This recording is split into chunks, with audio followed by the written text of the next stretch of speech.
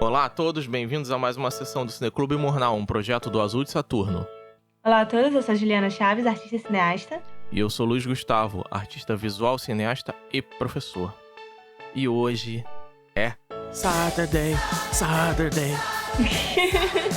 Eu esqueci que o negócio é sábado. Exatamente. O filme de hoje é Rocketman, de 2019. Ele tem 2 horas e 1 minuto de duração e é dirigido pelo Dexter Fletcher. E assim como os 2 últimos filmes que a gente trouxe aqui, ele é uma biografia, também é um drama e musical, né? Esse filme, ele tem uma energia própria, né? Não é à toa que o nome do filme é o nome da música principal e inédita que esse filme traz, que é Rocketman, que ganhou o Oscar. Ganhadora de Oscar. Sim. Eu lembro que a gente tava comentando ao vivo, né, no nosso grupo privado, na premiação. E na hora que apareceu a premiação, melhor trilha original, eu falei, Sir Elton John já ganhou. Mas é covardia você botar qualquer um pra disputar com o Elton John. Né? Então, esse filme, ele traz o mesmo recurso que a gente viu lá no Simonal, que mostra uma cena no final e depois a gente vê o que trouxe essa cena. Só que ele bota ela um pouco diferente, porque ela é uma sessão meio que de terapia, né?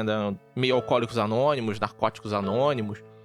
O filme não deixa muito claro isso, mas é um centro de reabilitação. O Elton chega paramentado, né? Lá e começa a contar a história dele. Só que a gente percebe que ele é um narrador mentiroso, né? No início.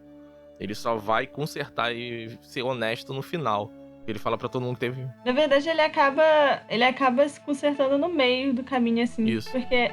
Enquanto ele tá mentindo lá na terapia, né? Ele chega dizendo, não, porque minha infância foi muito boa, que não sei o quê. Mas aí quando você entra e começa a mostrar a infância dele, você vê que não era bem assim. Então tipo, a partir do momento que começa a mostrar a vida dele mesmo, você começa a ver que não era, que ele é mentiroso, né?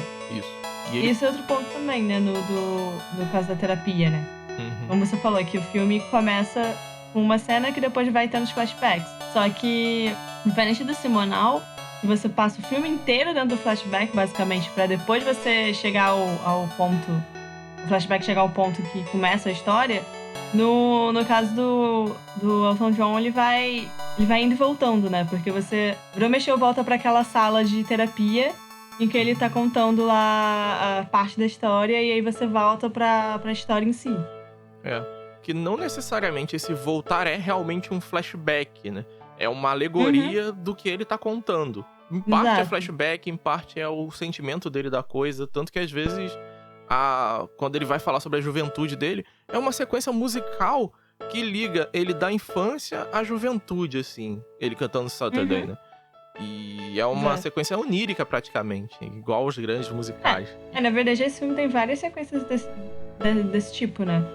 Você vai ter vários momentos em que a sequência, assim, que a música e até a mise-en-scène, no geral, vai refletir o psicológico dele, né? Vai refletir a maneira como ele tá no momento. Tipo, tem a sequência que ele tem a overdose lá e se joga dentro da piscina.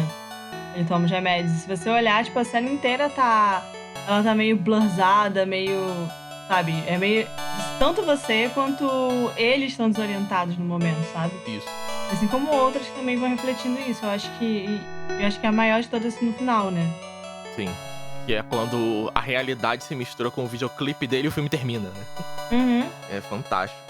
Acho que não é nem só isso, né, também. Até que vem antes em si, dele literalmente, tipo, seria o final da terapia, né? Que ele começa a dizer... Sim. Basicamente que ele aprendeu a amar a si mesmo, né? E a ver o que tinha de errado nas relações que ele passou. E, tipo, as que eram de verdade, as que só eram tóxicas pra ele, né?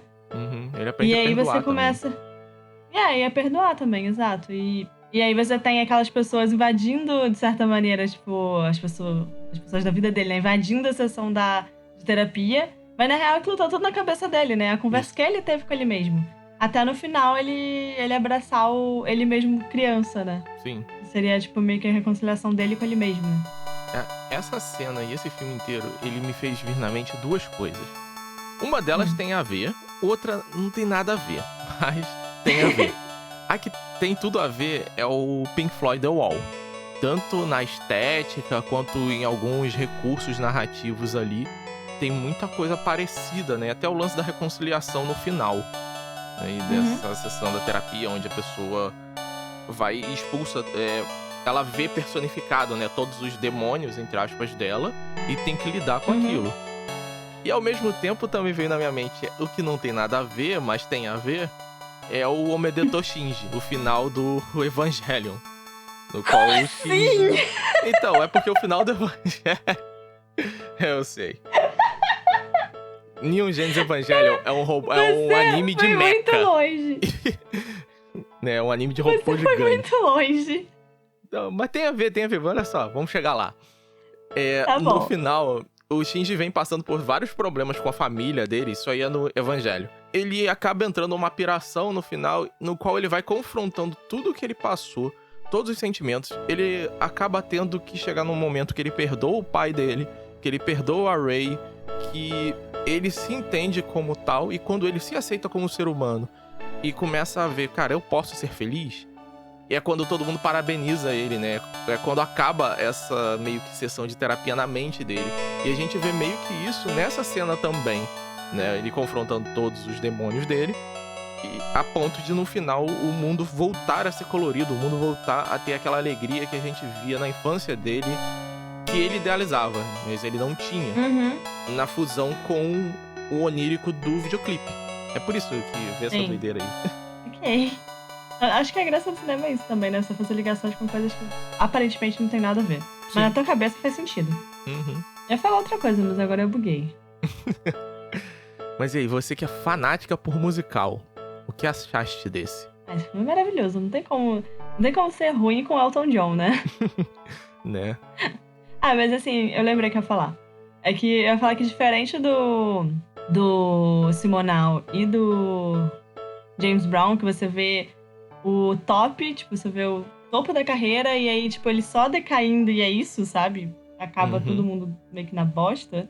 Apesar que no Simonal não tem recuperação, mas no James Brown tem. Ele volta a subir de novo. Sim, é isso que eu ia falar. Ele tem recuperação, mas eu acho que é engraçado, assim, porque assim, quando você pega o Elton John, no caso, né, você vê, tipo, ele subindo e você continua vendo ele no topo. Porque, de certa maneira, tipo, música da carreira dele falando, ele não chega, tipo, a cair do jeito que os outros caíram, sabe? Sim. Mas o negócio é que você vê ele na bosta dentro da carreira, sabe? Você vê ele...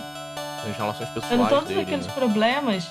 Oi? Nas relações pessoais dele, né? Exato.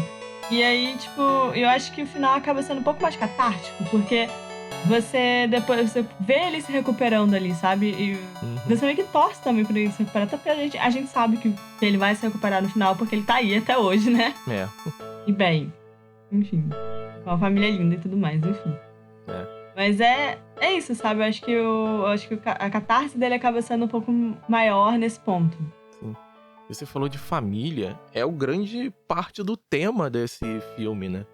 É o lance dele não ter recebido o carinho devido de toda a família dele, né? A única que era boa com ele era a avó dele. Fora isso, a mãe dele tratava ele como estorvo. O pai dele achava que ele era só algo que mantinha o casamento, né? Tipo, você tá aqui só pra me atrapalhar. E o pai dele é um veterano de guerra, né? No início dá a entender isso, né? Com uniforme e tal. Então já tem aí essa cicatriz, assim como tem lá no Pink Floyd The Wall. Então já tá aí mais uma ligação. E a gente tem esses personagens que ficam tangenciando ele. E o único que realmente, além da avó dele, é a família dele, é o Bernie. Que é o cara que escreve as letras, né? O compositor. Porque todo o resto é muito vazio, né? Apesar que a gente ainda pode botar, sei lá, os dois produtores iniciais dele são realmente... Eles querem ganhar dinheiro? Querem, porque esse é o trabalho deles. Mas, de certa forma, eles não são exploradores. O que é muito raro nesse tipo de cinebiografia mostrar, né? Exato, é isso que eu ia falar. Acho que, na real, é porque... Eles, de repente, até fossem exploradores, mas o negócio é que o outro é tão pior, o cara que ele se envolve lá, que eu nem lembro o nome dele. Ele é tão pior que os outros dois ficam bem anjinhos, assim, do lado dele, entende? Então, não tem muito... E esse outro, ele ainda é pior porque ele vai na fragilidade do Elton e é a partir dali que ele ganha. Porque... É isso que eu falei. O jeito de ser do Elton era crime, cara. Era uma coisa bizarra, inconcebível na nossa sociedade ali na década de 50, 60. Até a Segunda Guerra Mundial. a pessoa ser homossexual ou ter qualquer outro tipo de orientação que não fosse a norma era crime, sabe? E é a partir dessa fragilidade que o cara chega nele e dá essa volta nele, sabe? E faz ele cair nessa espiral que ele já vinha, né? Ele vinha tangenciando essa espiral, mas quando ele entra nesse relacionamento, ele afunda de vez nela. Né? E o problema é que ele acaba, mesmo se livrando do relacionamento em si, ele acaba continuando com o cara porque ele assinou o contrato, tipo, ele tem que continuar com o cara, tipo, ele maluco continua lá sendo tóxico na vida dele. Enfim. É engraçado também você ver que todas essas pessoas, todos esses filmes que a gente viu, tinha alguém do lado, sabe? Eu acho que também é o ponto que você vê que, cara, olha só, parece que a pessoa só porque é famosa ou rica, ou seja lá o que for, tu tem o mundo todo ali, mas no final das contas você vê que não, cara, que a pessoa normalmente elas acabam sendo muito mais solitárias do que a gente pensa, né? Sim. E aí você tem um ou outro que realmente fica do lado ali pelo que a pessoa é e não porque a pessoa é famosa ou... Sim. Uma outra coisa interessante aí que você me fez lembrar agora é uma fala da mãe dele e até desse cara aí que acaba extorquindo ele e esse relacionamento tóxico, né? Que fala, a única coisa que você faz é bater nessas teclas desse piano e ficar pulando, né? Com a roupa espalhafatosa. É essa coisa que a nossa sociedade tem, de consumir arte ao limite. Tanto que são as indústrias mais lucrativas do mundo, é a indústria do entretenimento e da cultura e da alta arte. E ao mesmo tempo você desmerece esses profissionais, né? Não interessa que sua avó te levou pra fazer seus estudos desde que você era criança. Você teve que estudar muita música pra chegar onde você tá. Não, você só bate na tecla desses negócios aí. Né? Não, é engraçado também que ela fala como se ela tivesse feito muita coisa também, né? Porque no final das contas ele não teria nem ido pra academia lá, ele nem ia ter nem estudado lá o piano na academia se não fosse a avó levar ele pra fazer a bagaça. Isso. Fazer a audição. E é engraçado também, né? Porque a gente olha, é aquela coisa, né? Do tipo, o artista nunca vale nada.